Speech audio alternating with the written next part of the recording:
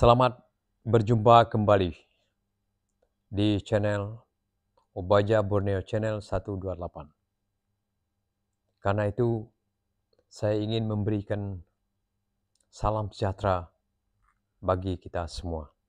Salam, Tuhan Yesus memberkati. Pada hari ini, saya ingin membicarakan berkaitan dengan keseimbangan pembangunan bagi masyarakat di Rumah Panjang. Nah, karena itu nanti dua hal yang akan saya bicarakan, yaitu bagaimana penguatan spiritual atau rohani, bagaimana pembangunan fisik atau jasmani. Jadi dengan kata lain, pembangunan itu mencakup pembangunan yang bersifat rohani dan pembangunan jasmani. Pembangunan rohani yaitu suatu pembangunan yang berkaitan dengan jiwa, mental, moral, spiritual. Dan pembangunan yang berkaitan dengan jasmani adalah pembangunan yang diperlukan untuk memenuhi atau keperluan untuk menjaga kebutuhan jasmani bersifat fisik.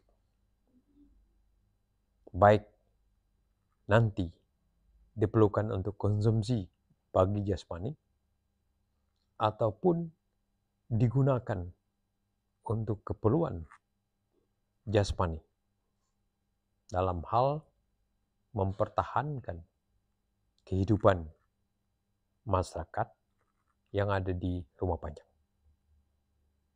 Pembangunan rohani dan jasmani ini perlu diseimbangkan.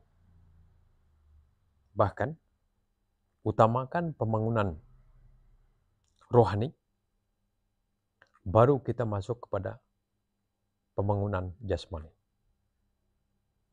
Apabila pembangunan rohani kuat, artinya mental, spiritual, jiwa, hati kuat, pikirnya kuat, bertahan dan kokoh, maka pembangunan di bidang atau yang berkaitan dengan keperluan jasmani akan berjalan baik dan digunakan dengan baik. Seperti apa atau apa yang perlu diperhatikan sewaktu kita membicarakan hal-hal yang rohani? Pasti kita membicarakan hal-hal yang berkaitan dengan roh. Roh manusia. Roh manusia. Semuanya saya rasa kita mengetahui dan tahu bahwa roh manusia itu adalah diberikan oleh Tuhan sebagai pencipta manusia. Apabila manusia diberikan roh, maka dia memperoleh kehidupan. Bahwa manusia diberi napas kehidupan, dia menjadi hidup. Dan roh yang diberikan kepadanya adalah untuk menerangi hati dia, untuk menghidupkan dia, sehingga manusia hidup. Dan pada roh itu, pada hati manusia, pada jiwa manusia, ada yang bersama di situ, yaitu tubuh manusia. Jadi dengan kata lain, tubuh manusia itu badani seperti ini, fisik seperti ini memerlukan hal-hal yang berupa fisik, memerlukan makanan dan minuman, atau memerlukan papan atau fasilitas lain yang diperlukan untuk memenuhi kebutuhan fisik. Tetapi, sewaktu kita memenuhi kebutuhan fisik juga, maka kita merasa jiwa kita bisa terpuaskan pada peringkat-peringkat tertentu. Artinya kita merasa berkecukupan secara jasmani. Dan jiwa pun merasa lega atau merasa terpenuhi apabila kebutuhan-kebutuhan fisik yang kita dapat, yang kita terima, yang kita peroleh, yang kita makan, kita minum, atau kita konsumsi, kita terima dengan penuh pengucapan syukur. Nah, karena itu tadi saya mengatakan perlu memperhatikan terlebih dahulu adalah yang berkaitan dengan roh spiritual. Apa yang ada di dalam roh? Atau dengan kata lain, buah-buah roh. Karena nanti buah-buah roh itu yang melekat pada dalam manusia itu akan menentukan kelakuan, menentukan tutur kata, menentukan tindakan manusia sewaktu dia melaksanakan pembangunan di rumah panjang dan sewaktu dia menerima pembangunan di rumah panjang. Sewaktu dia menggunakan hal-hal yang telah tersedia, sewaktu dia menerima hal-hal yang akan tersedia, dia akan terus mengucap syukur dan terima kasih. Dia akan tahu bahwa ini sebagai hak bersama, milik bersama, dan ini juga ada bahan atau barang sebagai milik secara individu atau milik secara keluarga.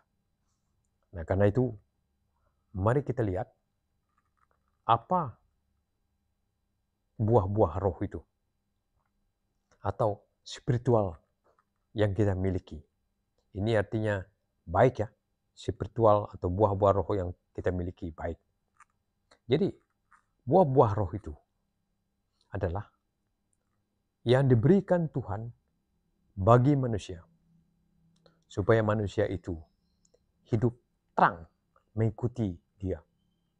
Dan dia menjadi kuat, berpengasih, panjang sabar, tahan uji, tidak pemarah. Kalau tidak kuat mental, spiritual, maka tindakannya akan jahat. Dia lebih mementingkan kedagingan. Apa itu kedagingan? Yaitu kehidupan yang bisa merusak kehidupan manusia. Apa dia? Yaitu berhala. Kita tahu berhala ini adalah sumbernya, asalnya dari iblis, dari setan. Dan apabila kita mengikuti atau penyembahan berhala, maka kita mengikuti setan, mengikuti iblis. Sewaktu kita mengikuti setan, mengikuti iblis, maka yang akan terjadi adalah permusuhan, perpecahan, hawa nafsu, iri hati, dan dengki. Ini akan mengganggu proses pembangunan yang akan dilaksanakan atau yang berlaku di rumah panjang. Apabila pembangunan telah selesai pun, dia akan rusak dan dia akan ganggu. Karena dia tidak menyenangi apa yang dinamakan dengan kasih, apa yang dengan persekutuan, apa yang dikaitkan dengan saling membantu, saling menguatkan, panjang sabar. Ini penting. Ini penting. Kedua-dua ini perlu diperhatikan. Kita dalam arti tertentu tidak bisa memisahkan pembangunan spiritual dan pembangunan material. Karena pembangunan dia berbaringan. Pembangunan dia bersama-sama. Tetapi yang lebih penting adalah pembangunan spiritual. Karena pembangunan spiritual sebagai pondasi untuk pembangunan material. Saya kembali lagi kepada pembangunan yang bersifat spiritual. Ini sebenarnya bagi kita, orang beriman, telah tertulis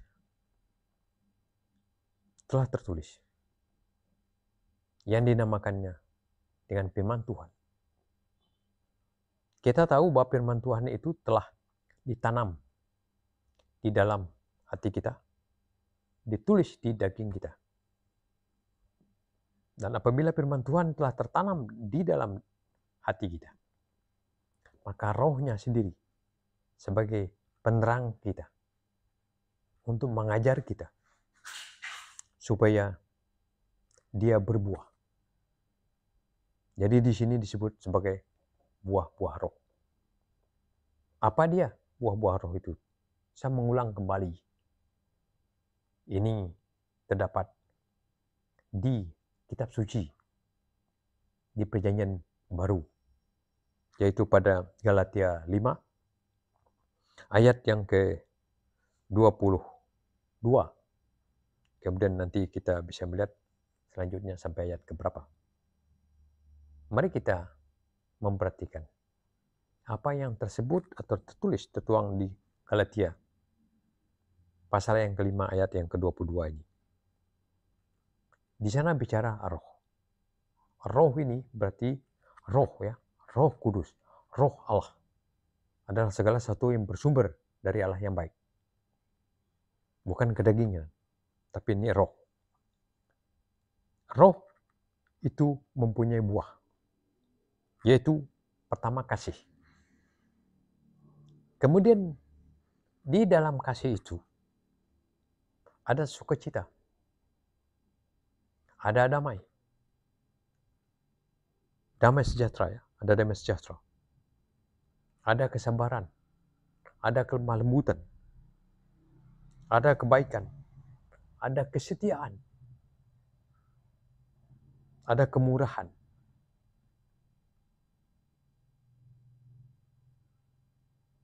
Kalau buah roh itu tadi, dia adalah kasih, maka dalam kasih itu tadi, seperti tersebut. Pertama, sukacita, damai sejahtera, kelemah lembutan, kebaikan, kesetiaan. Ini tersimpan di dalam manusia.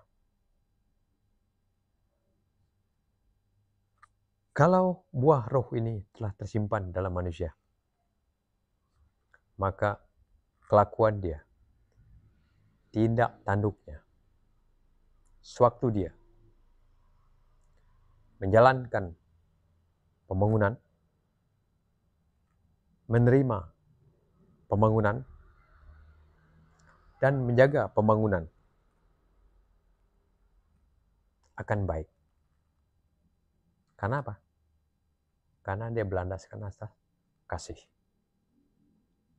Jadi kalau pembangunan telah tersedia, akan menyebabkan damai sukacita. Damai sukacita itu artinya satu dengan yang lainnya. Terus membawa damai antara satu dengan yang lainnya. Terus satu dengan yang lainnya akan berlaku lemah lembut, tidak saling menyerang, tidak saling merendahkan, tidak saling melecehkan.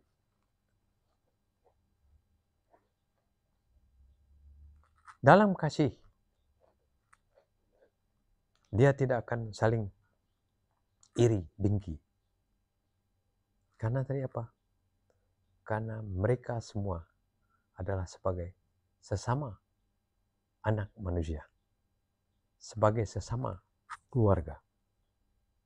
Nah, inilah pentingnya pembangunan yang berlandaskan pada firman Tuhan. Dia akan membawa kepada kebaikan, kebenaran, keadilan. Tidak mungkin orang yang memiliki kasih memperlakukan ketidakadilan. Tidak mungkin. Dia akan melakukan keadilan. Karena kebenaran, keadilan itu diperlukan. Itu mesti dibawa. Damai, sejahtera, kebenaran, keadilan. Dan kita melihat bagaimana perilaku, tutur kata di dalam rumah panjang, pada keluarga, atau satu rumah panjang dengan rumah panjang yang lain. Kelakuan dia, apakah memperlihatkan kesombongan, kecokakan, kekasaran? Tidak. Dia menunjukkan kelemah lembutan. Menunjukkan kebaikan. Bukan menunjukkan keangkuhannya, keegoannya. Nah, di sini pentingnya pembangunan spiritual. Dan mereka juga akan setia. Setia kepada apa? Setia kepada tugas mereka. Setia kepada kehidupan rumah tangga mereka. Setia kepada kesatuan persatuan rumah panjang. Setia kepada kekerabatan mereka. Setia kepada dalam hal penggunaan harta benda yang baik secara bertanggung jawab. Lebih-lebih lagi, dia setia kepada Tuhannya, penciptanya. Jadi dia setia. Dia tidak akan mengambil tindakan-tindakan serampangan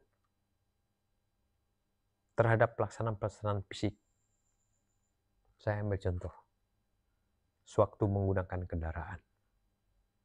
Suatu pembuangan sampah di pinggir-pinggir rumah. Kehidupan antar tetangga atau di dalam tetangga. Bagaimana? Apakah saling menghargai, mengasihi? Bagaimana keadaan kalau seandainya di rumah panjang? Apabila terjadi suatu duka cita. Atau ada yang di rumah panjang dalam keadaan sakit, berkekurangan. Apakah ada rasa atau jiwa hibah, kasih sayang terhadap sesama satu dengan yang lainnya untuk memberi tumpangan dan makanan bagi mereka yang tidak ada makanan, tidak cukup makanan apabila dia berada di rumah panjang bersangkutan. Jadi inilah nama pembangunan yang berkasih sayang dan bermesra.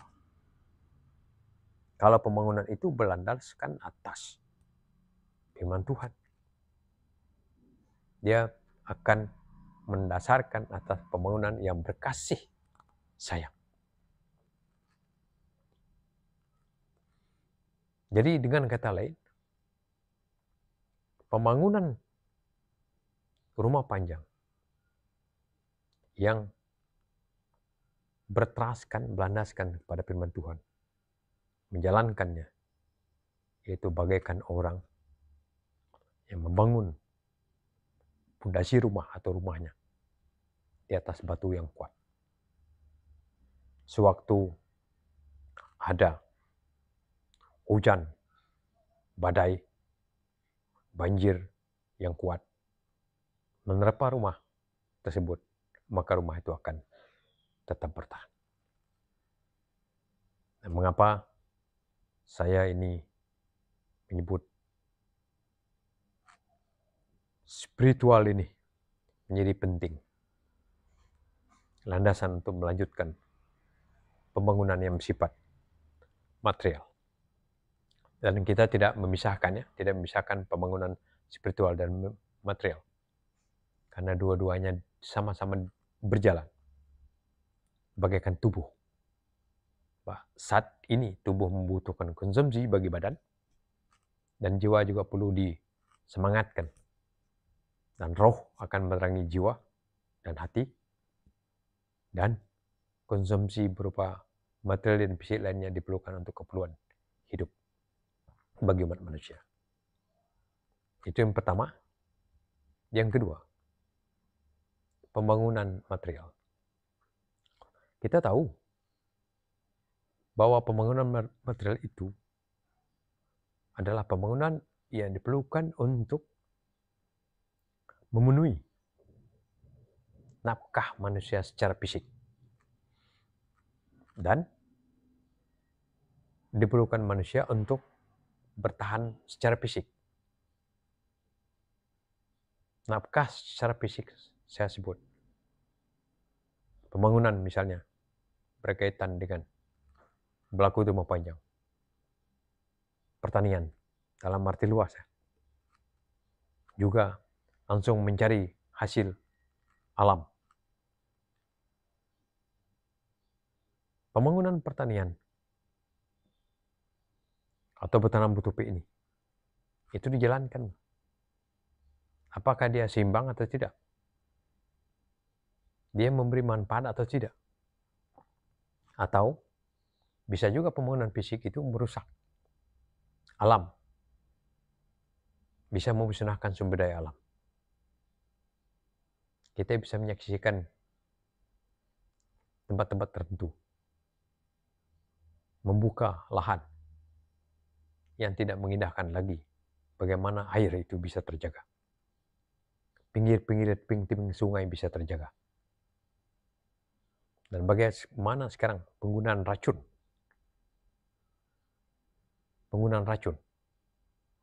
untuk keperluan bercocok tanam. Apabila penggunaan racun terus-menerus tidak seimbang, dan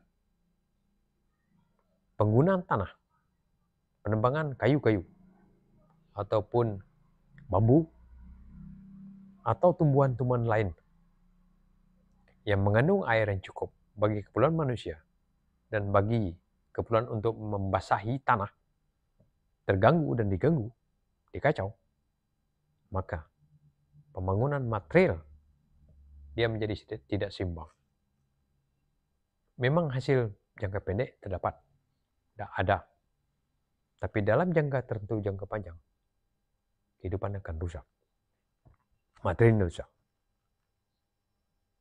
Saya kemarin mendengar beberapa keluh kesah dari rumah panjang tertentu yang apabila hujan agak lama, maka akan banjir.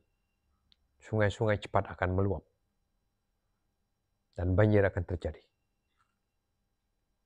Dulu, saya masih ingat di kampung, tahun 70, 75, 76, 77, 78. Mungkin sampai 80, 85. Saya belum pernah mendengar bahwa tempat tertentu seperti itu bisa digenangi air pasang. Sekarang, hampir tiap tahun. Dan hampir tiap tahun, terjadi banjir besar pada kawasan dulu yang tidak pernah banjir. Sekarang banjir. Itu artinya apa? cara kerja menghidup membangun sudah tidak dilakukan secara berimbang.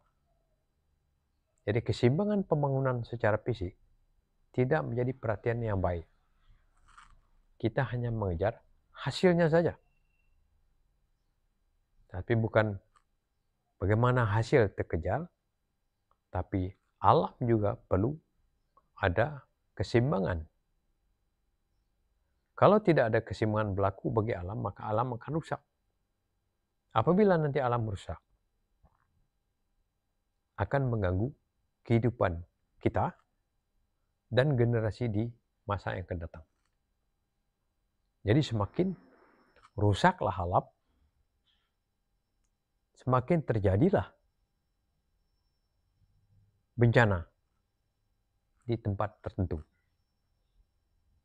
Karena manusia merusak alam tersendiri. Dan bencana yang bersumber dari alam akan terjadi. Nah, itu sebabnya tadi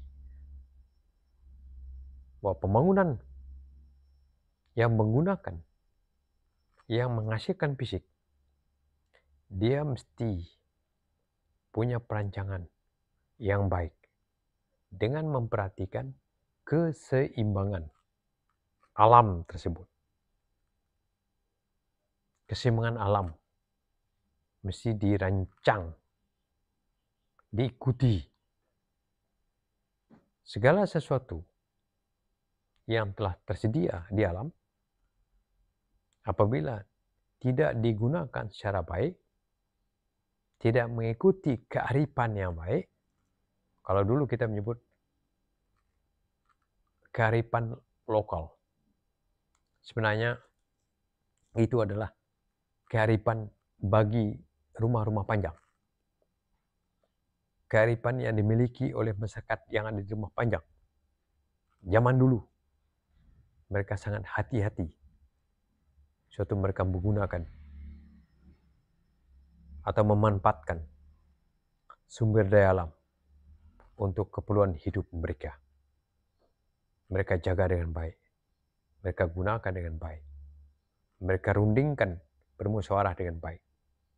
Bagaimana supaya sumber daya alam ini bisa bertahan dengan baik, sehingga itu menjadi tempat mereka mencari nafkah, tempat mereka berkehidupan dari generasi ke generasi.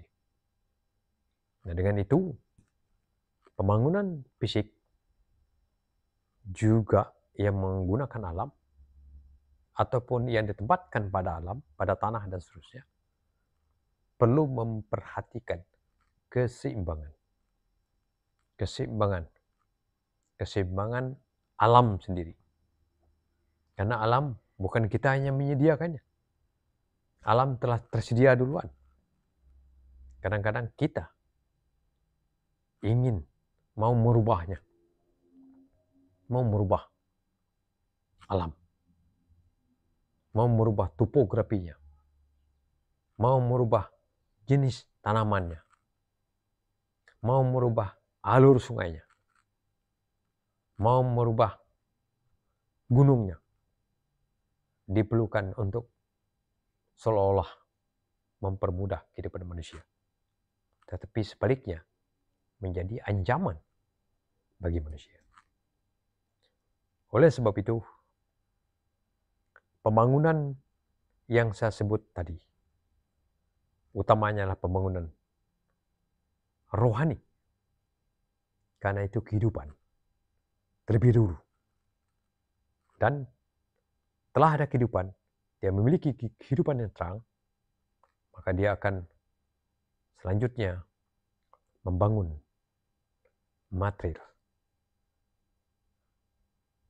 harta benda, atau keperluan untuk makan manusia. Seimbangkan. Nah, bagaimana keseimbangan pembangunan tadi di bidang-bidang lain? Misalnya bidang kesehatan, bidang pendidikan yang bersifat fisik. Ya kita cek saja antara kampung satu dengan kampung yang lainnya. Apakah itu betul-betul seimbang? Atau tepat? mengena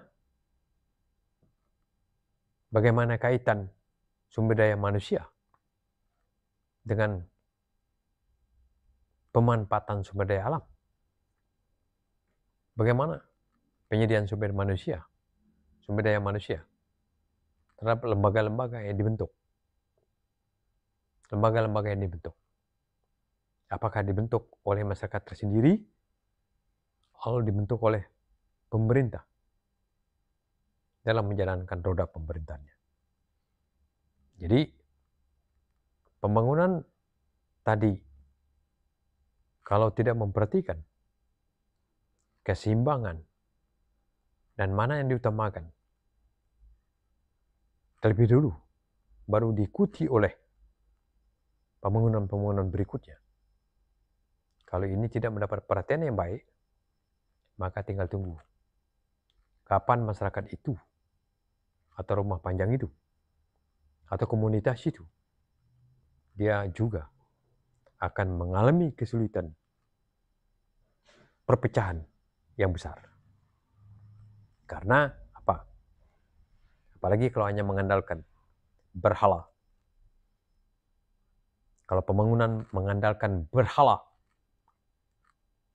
mengandalkan kekuatan setan dan iblis, mengandalkan penipuan, mengandalkan iri hati, mengandalkan amarah, mengandalkan kecokokan, mengandalkan kesombongan, mengandalkan keakuannya, keegoannya, mengandalkan otak sendiri, seolah-olah dia bisa dan pandai, seolah dia mampu untuk mengkawal, membangun, tidak mengandalkan pada kekuatan pencipta, maka suatu tempat itu, suatu bangsa itu, dia akan mengalami kesulitan yang besar. Nah, karena itu, pembangunan di rumah panjang, dia mesti dijaga supaya seimbang dan mendulukan pembangunan rohani, baru lanjutkan pembangunan materi. Walaupun ini tidak bisa dipisah ya, tidak bisa dipisahkan. Ya, boleh bersama-sama. Tapi utamanya adalah rohani.